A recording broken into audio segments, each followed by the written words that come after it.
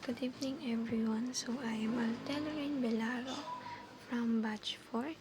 So yung topic po natin today or yung topic po na nakalagay sa video ni Pastor Russell ay okay lang bang makinig ng mga secular songs. So pero ang pinaka-topic po talaga natin is all about the common grace. So ano nga raw ba yung common grace? So ang common grace daw po ay yun yung kabaitan or kindness ng Panginoon, hindi lamang sa mga believers, pero ganoon na rin po sa mga taong kahit na walang naniniwala sa Kanya, or mga taong hindi naniniwala sa Kanya, ay pinapahagian pa rin ng Panginoon ng Kanyang kabutihan, pagmamahal, at higit sa lahat, kaligtasan. So, kaya nga nasabi natin sa palagi nating mga videos na ang Panginoon po ay hindi madamot at kumbaga sa kanya na lahat ng bagay na ikakatuwa natin bilang isang tao. Sabi po kasi ay hindi matapot, hindi mapagbigay, humble, makapangyarihan, at higit sa lahat siya po ang Diyos ng mga Diyos at Hari ng mga hari.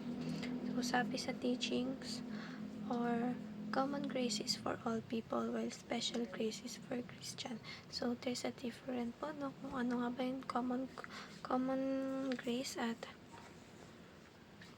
special grace. So syempre kung tayo nga maaari tayong maging mabait sa mga hindi natin kakilala, pero mas mapagmahal tayo sa mga taong mas malapit sa atin. So si Lord po nagkakaroon din po siya ng ganong pagmamahal. Kumbaga kung sino yung, syempre lagi yung may mas, kung alam yun, kung mas pinibigay naman natin, fulfill naman natin yung gusto ng Panginoon para sa atin.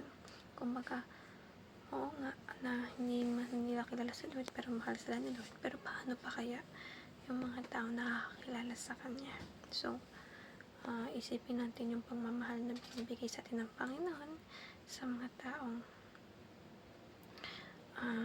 sinusunod siya, binabasa yung mga salita niya, yung mga taong nakikipag-communicate sa kanya. So, iba yung relationship nila, no?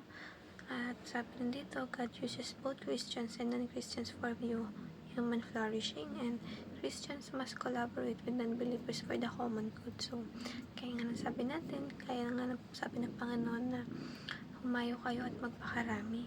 Dahil gusto ng Panginoon na yung mga salita niya ay hindi lamang sa mga tao nakakakilala sa Kanya. Gusto niyang maraming tao siyang maligtas nang sa ganun.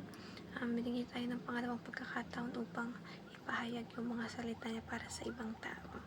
At sa application natin, meron tayong be sensitive to God's work through all the people, and be thankful for God's common grace, and be open to work with anyone for the common good. So tayo, kaya nga sabi natin na kung makikipag-communicate tayo sa ibang tao at ipapahayag yung salita ng Panginoon, syempre i-ayon din natin sa kanilang mood, kagustuhan, kasi mahirap po pilitin ng mga taong ayaw naman talaga o sarado ang kanilang mga tenga sa salita ng Panginoon. So tayo okay na naibahagi natin, na-share natin yung salita ng Panginoon. Kung ayaw talaga nilang makinig, that's it na po. So that's all. Thank you for everything po sa mga panonood, and God bless us all.